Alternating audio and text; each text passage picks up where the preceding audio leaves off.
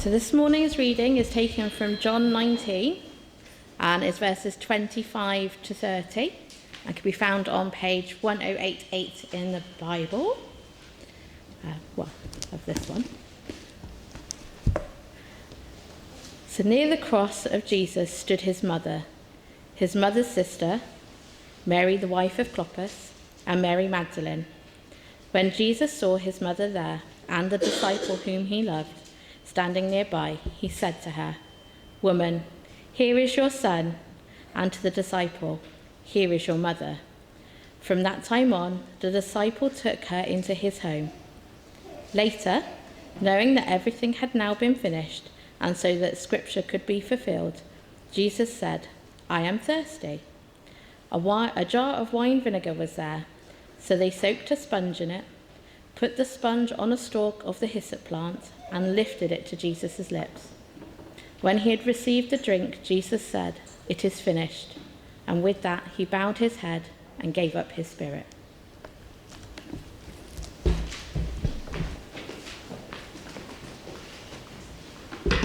Great, thank you very much for that. We'll come to that. We all right? We'll come to that kind of event in just a second, but we've got a few things to go through first. Good morning, my name's PJ. Many of you know me. I'm a member here at Nelsie Baptist Church. And there are two titles to this morning's talk. Mary, Mother of Jesus, or Mary, Mother of God. And that might explain a little bit about theology or the problem that we have this morning.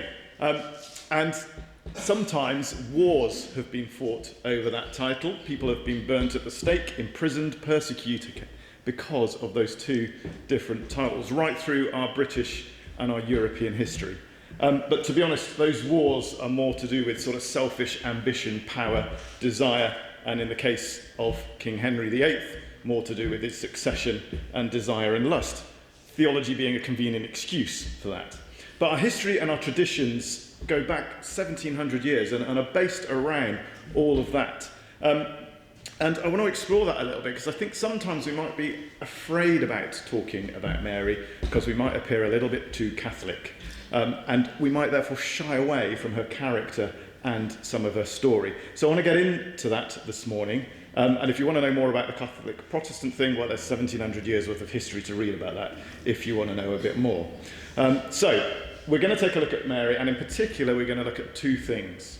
Mary's call to parenting, which is absolutely relevant to us all, and Mary's call post-parenting, which is equally relevant to those of you that might be a little bit more on in years, let's say. So let's start by Mary's call to parenting. And you might consider this a completely inapplicable talk because you think, well, I'm not parenting the child of God. In fact, at times it feels like I'm parenting the spawn of Satan. Particularly when they're writhing on the floor in Tesco's in the fruit and Edgevale, screaming their head off in a tantrum, and I won't tell you which one of my grown-up children that was. But Mary's call to parenting is a lesson for us all. And to help us remember, we've got plenty of P's, which is pretty much what parenting is all about. So we're going to start with the first P, which is thank you, Gary, predestined. All right? So Isaiah 7:14 says, "The Lord himself will give you a sign. The virgin will be with child and will give birth to a son, and you will call him Emmanuel." Right back in Isaiah, right back in the prophets, we hear, and throughout the Old Testament, glimpses of Mary's life and Mary's story. So I wonder how does that feel? When you go to church on a Sunday morning and they're reading out stuff from the Bible or the scriptures in the synagogue, and it's like, oh, that's me. That's about me. That's about the promise that's in me. And in a sense, we've all got a little bit of that, because when we read the scriptures, when we read the Bible, it's clear that our life is mapped out and we are known by God. We all have a calling and a mission. For some of you in this room at this moment, that is a call to parenting.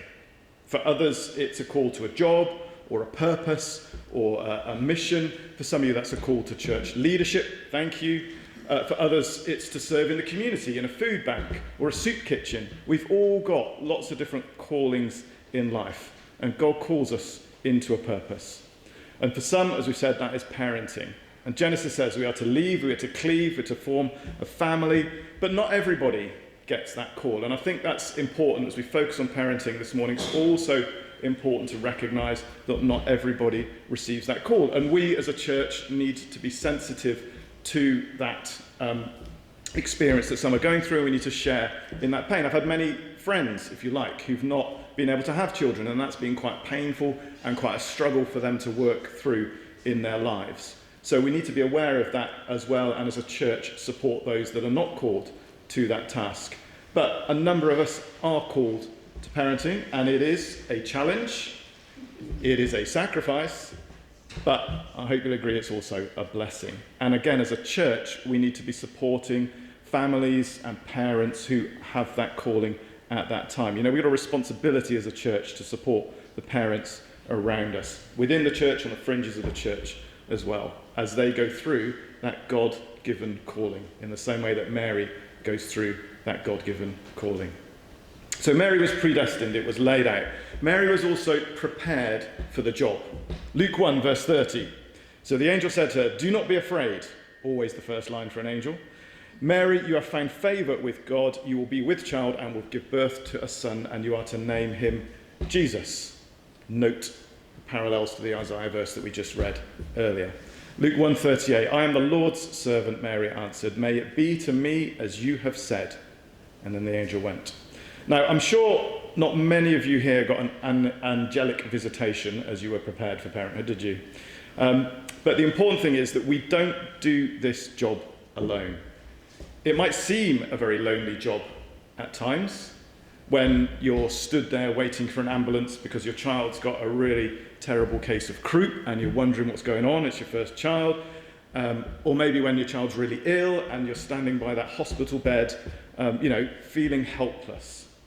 It made me feel lonely when you're kind of lying there at night waiting for a text to come in that says they're all right, or a click of the front door to know that they've actually made it home that night.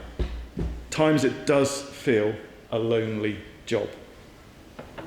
And we saw some of that when we looked at Hagar a couple of weeks ago. Hagar was someone who got into a desperate situation. She's out in the desert with nothing, and she has to kind of let her son down because she can't care for him anymore, and she just waits for the both of them to die.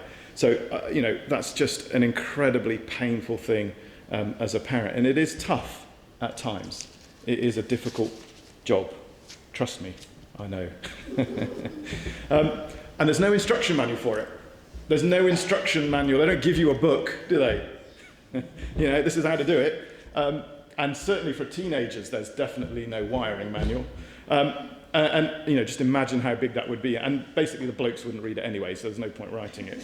But the key here is that God does prepare us for the job, not perhaps with an angelic visit, but God prepares us. God sets things in place to make us able to do the job. We are prepared and we are surrounded, and with Christ we are hedged in. And God leads us through places and experience. We talked about Moses a couple of months ago, Moses' preparation. We talked about Hagar. We talked about Hagar's preparation.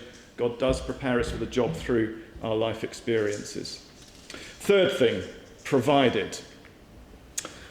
Luke 1:42, in a loud voice, Elizabeth exclaimed, "Blessed are you, Mary, among women, and blessed is the child that you will bear." Matthew 2, verse 11, on coming to the house, the wise men saw the child with his mother and bowed down and worshipped him. They opened their treasures and presented gifts of gold, frankincense, and myrrh. The wise men brought Mary some very substantial housewarming presents, probably enough to buy the inn and the stable, and perhaps most of the village.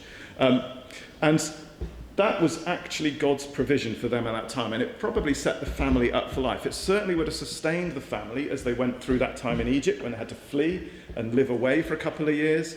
It probably actually funded the early days of Jesus' ministry as he set himself up. We don't know what happened to Joseph. He sort of disappears from the story. People think that he died early, and actually maybe that holy dowry was there supporting Mary and Jesus through the latter part of Jesus' life before his ministry. Whatever happened there's a clear provision, okay? But I don't want to focus on that kind of physical provision quite so much as actually the wider support that's provided for Mary through family and through friendships, which is probably a lot more important and a lot more valuable. We got the example there of Elizabeth at the birth. We see other people through Mary's life. In that reading that we had at the cross, we see a bunch of women standing around Mary, supporting her and helping her during probably one of the most difficult points in her life. Appears you had to be called Mary to be in that club, but the important thing is you don't do this job alone. God prepares you, God provides and puts people around you. And even if you're not a parent, you are friends of parents, you are friends of mothers, you are daughters, you are sons, you are grandparents, you are friends within the church of people around you. And you know, we've all got a predestined role to support the families and the parents and the children in our church. With that role as a member of the church and friend comes a responsibility. And we are all part of God's provision for families and mothers and fathers. Fourth, persecuted. Matthew 1 verse 18, because Joseph, her husband, was a righteous man and did not want to expose Mary to public disgrace, he thought about divorcing her quietly. Nazareth was a very small town, maybe about 1,000 people, and I suspect there were quite a few whispers. Have you heard about Mary? Have you heard about what's happened? Have you heard there's going to be a shotgun wedding? You know, the Bible actually has some quite harsh words to say about this. The NIV and the King James tone it down quite a bit. If we look outside of the Bible, there's some even more harsh words that are spoken about Mary and her relationships. There's a genealogical table from around AD 70 where Jesus appears as the illegitimate son of Mary. Rabbis called Jesus the son of adulteress, the son of a prostitute, and there's a story from a Jewish writer in AD 60 that suggests Mary had an affair with a Roman legionary, which resulted in Jesus. So actually, you can imagine at the time there was probably a bit of gossip going around the town as well. So in her lifetime, Mary probably experienced a lot of persecution. Can you imagine, perhaps, a picture of a family table? A writer called J. Wenham gives us this, and he says, you know, Jesus comes home from school one day and says, is it true, the stories that people are telling about me, about, you know, where I came from and your relationships? And over time, Mary and Joseph would have had to slowly and carefully explain and reveal the promises from the angel. So during that time of persecution, Mary was able to hang on to those promises. Promises that Jesus will be great, called the Son of the Most High, that he will be the Lord God, and he will have the throne of his father David. He will reign over the house of Jacob forever, and the end of his kingdom there will be no end. So Mary was given those promises, held on to those promises through times of persecution. And this village gossip, you know, we hear about a little bit later when Jesus tries to go back to that community and they chase him out. How can this illegitimate son of a carpenter be the son of God? It's impossible. But there's also times when Mary gets a bit of rejection from Jesus. There's a story in Mark 3 where Jesus' mother and brothers, they come to see Jesus, and Jesus is teaching inside the house, and Jesus says, no, it's not them, it's you inside this room that are my brothers and sisters. He almost rejects his own family. Probably cut a little bit deep with Mary when that happened. The fifth P is perfect. So we've got to deal with a little bit of theology this morning. And this is quite a key point of difference between the Orthodox, the Catholic, and the Protestant churches. And it centres around Mary's sinless nature, which is to provide for a doctrine of immaculate conception. Thank you, I've got that right. Crawford, he was distracting me this morning. It stems from the following question: how can God enter into a sinful body? And that's a really good question, and I don't have an answer for it today. You'll be glad to hear, otherwise we'll be here for a couple of hours. But Paul tells us fundamentally that all have sinned and fall short of the glory of God. That includes Mary. In some cases, Jesus is singled out by Paul. 2 Corinthians 5, Hebrews 4, John 8. Paul talks about Jesus' sinless nature and just Jesus' sinless nature. And we get glimpses of Mary as a frustrated mother at the temple. You know, where have you been, Jesus? You know, did you not think of us? We've been searching for you for days. And he was off talking to the people in the temple. You know, he's not the Messiah, he's a very naughty boy. At the feast, you know, when the wine runs out, Mary's kind of pushing, can we get some more wine? Can we have what is quite a selfish miracle? So we see a frustrated mother at that point.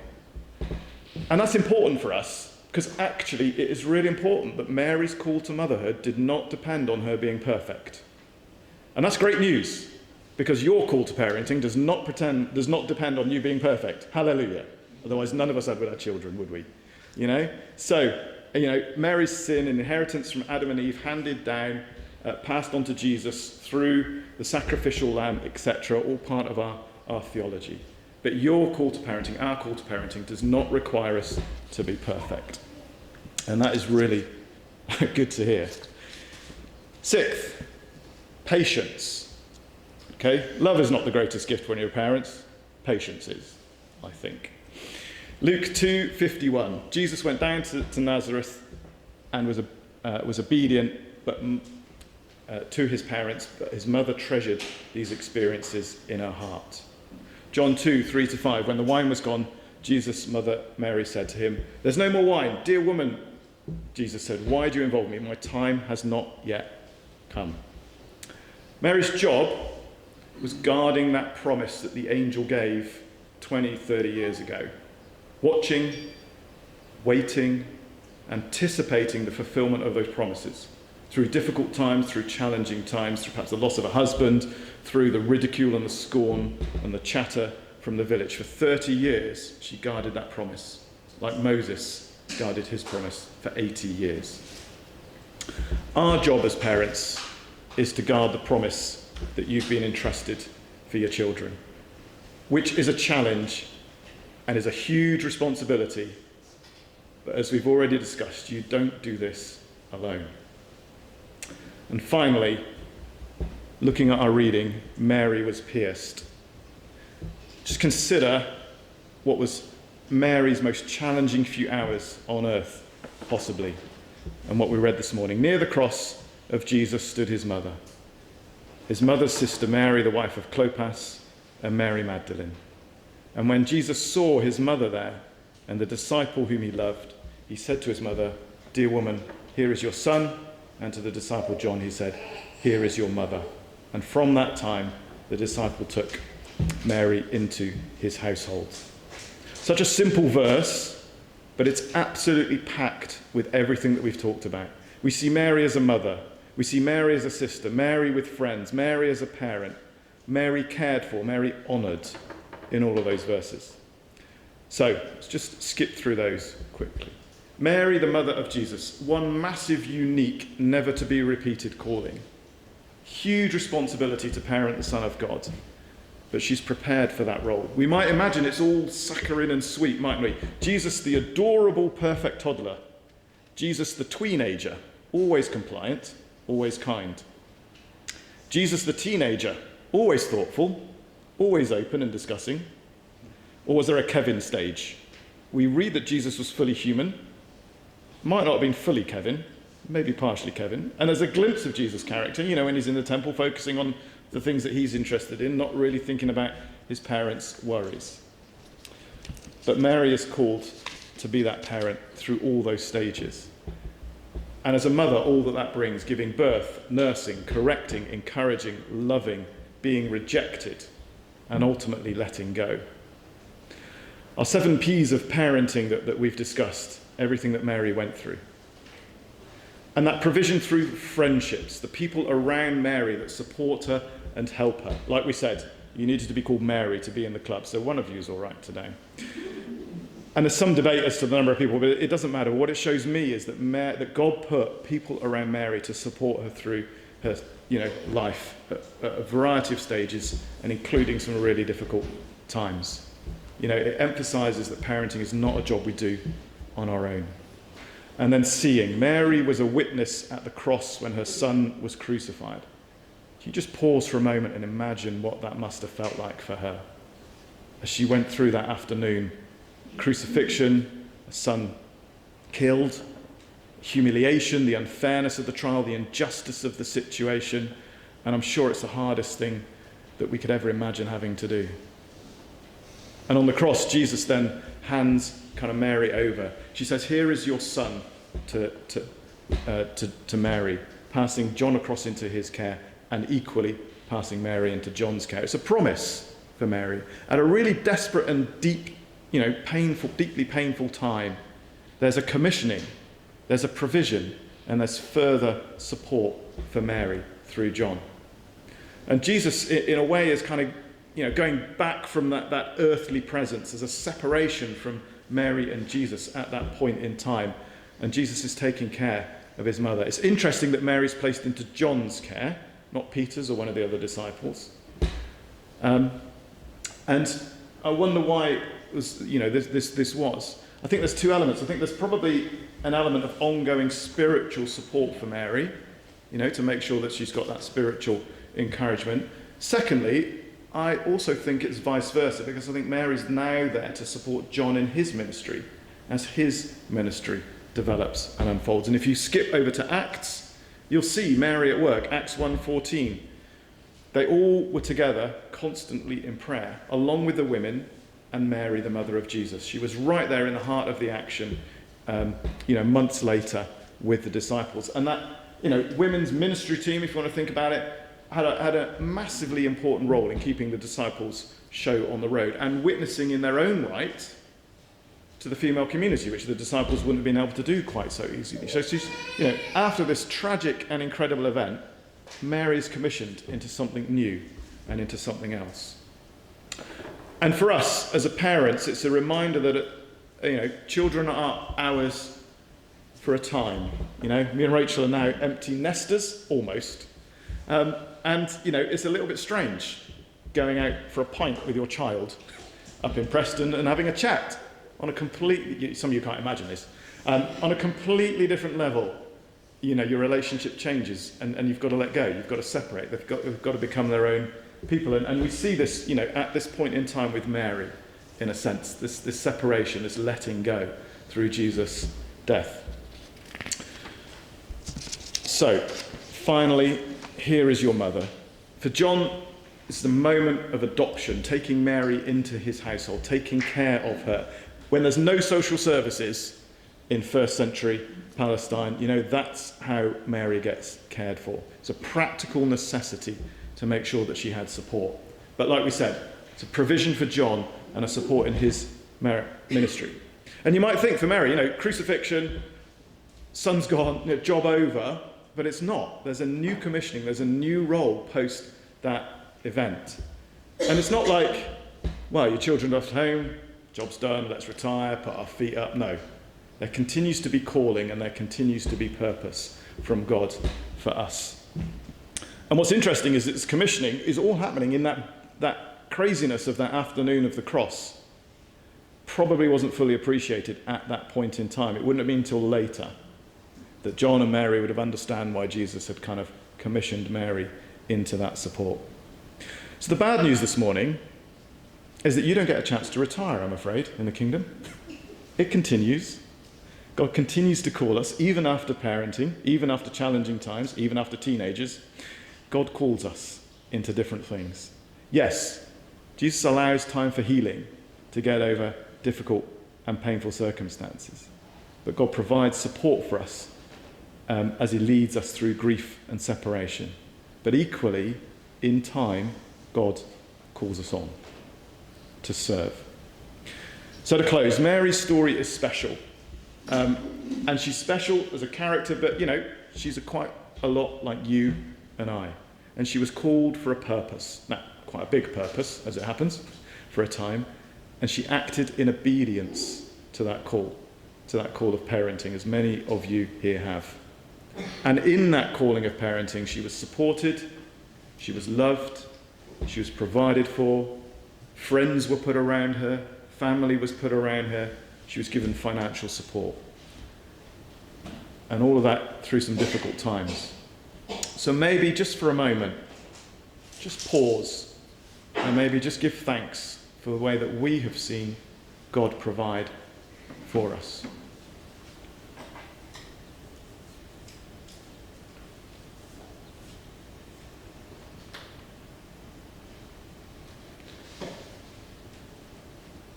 And Mary was also given grace and patience and strength to endure some significant persecution at early stages of her life, when there was gossip, later stages when there was still challenges, and obviously that afternoon on the cross when she saw her son die. So again, maybe for a moment let's pause. Let's think of those that are maybe struggling with difficult circumstances, but also give thanks that through these times God stands with us, stands alongside us.